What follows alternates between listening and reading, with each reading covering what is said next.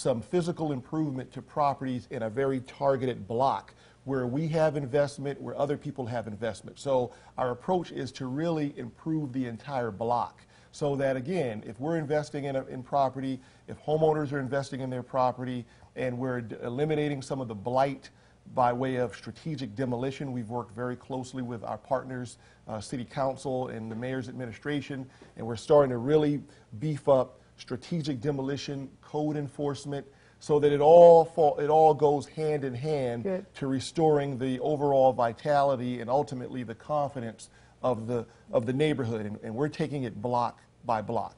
But a couple of other programs, we have our Green Jobs Training Program that we recently launched, which we will basically train young adults, what we call underemployed, at-risk young adults in some of the emerging green jobs. Those would include pre-construction, deconstruction, and urban agricultural landscaping. And we're going to basically provide, in-house classroom training, but also on-the-job training for these individuals, and then ultimately help them either find a job or help them, go to the next level of their education.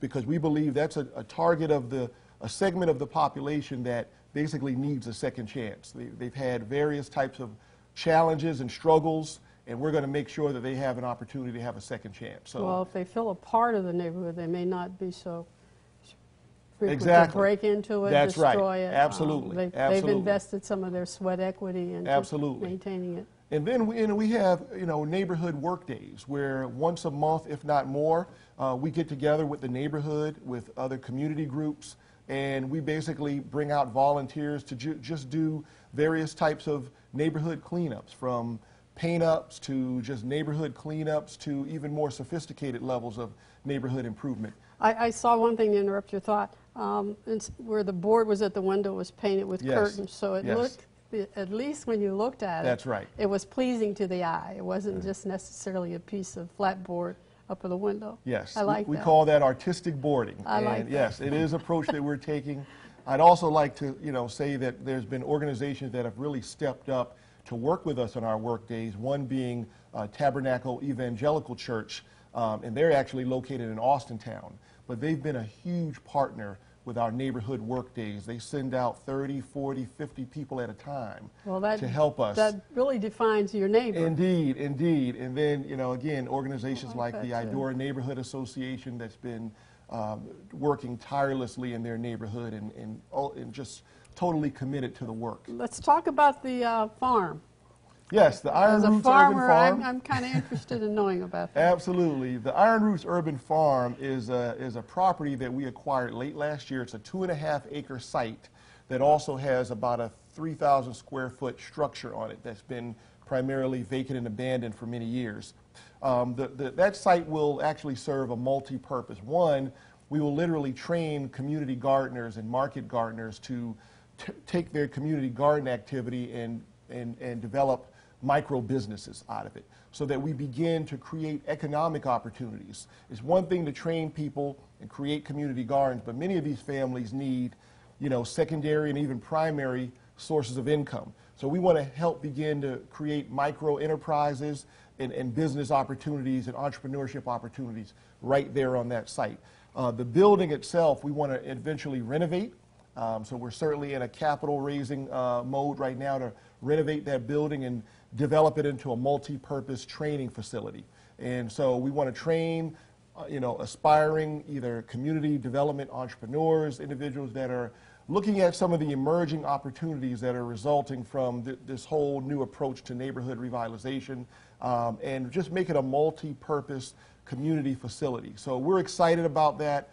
We hope to raise enough funds to fully renovate that building this year, and we're just excited about the Iron Roots Urban Farm and what that can generate. Your board's challenged to keep up with you.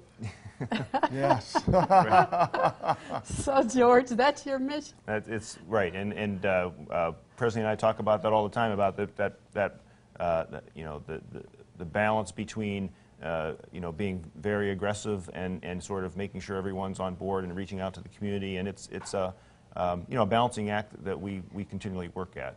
I wanted to just mention, piggybacking on the Iron Roots Farm, that whole trend toward local food production is, you might know, pretty much a growing trend. Yes, it is, for natural grown foods. Right, and so there are all kinds of advantages to that. You know, obviously the repurposing of vacant property, you know, the potential employment of individuals and economic activity, but also just in terms of nutrition. You know, locally grown food, being more nutritious than food that's been shipped and sitting around on the shelf for And not days. only growing it, but teaching them how to use it. We are in a society now where everything is bagged, processed, and quick. Whereas that old adage, you know, you can give them a fish or you can teach them how to fish and they'll eat for days. So I like that, and I know a lot of the neighborhood gardens, they grow the produce, but they're not sure what to do with squash. You know, they don't know exactly what to do with the green bean when it's fresh picked. How do you prepare it? You know, they're used to picking it up, opening up a can, throwing it in the pot. So that's another level that I understand that a lot of the neighborhood gardens are getting into, is how to use the food. Stay with us, we come back. There is more, believe it or not. Very good.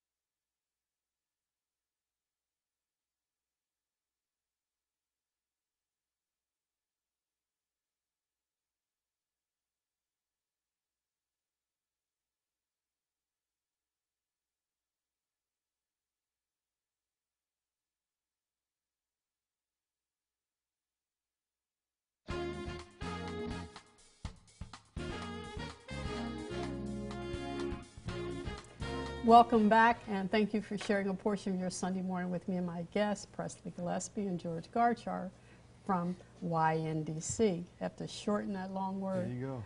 Challenges for you as you're moving ahead, because you're still reasonably young as an organization. But the mission that you have is something that really has lasting benefits for all of us if we're going to improve the quality of life in our community. So for the board, George, what are you looking at? Well, for the board and the organization, I'd say an ongoing challenge for us is, and I used the word balance before and I'm going to use it again, the balance between the need to stay focused and targeted, if you will, to make a significant impact in a given neighborhood, balanced against, you know, there's lots of need throughout the city. And trying to find a way to correctly balance those two, to some degree, competing goals is an ongoing challenge. Accepting the fact you can't be all things to all people with the high demand and limited resources. Correct. And for you, the energy is there. What's your challenge going to be? I would echo George's comment on the challenges, and I think just the overall scale of the problem. Just, you know, looking out across the landscape of the city of Youngstown, the Mahoning Valley, there's so much to do. And the challenge is really developing and creating the resources to really get it done. I mean, we're working very hard, and I think it's just an ongoing challenge to maintain a level of patience, that this is going to take time, as well as having patience in our community, that this is going to take time. We didn't get here overnight. We got here, it took 50 years to get to this point. It's going to take many years to get out of this.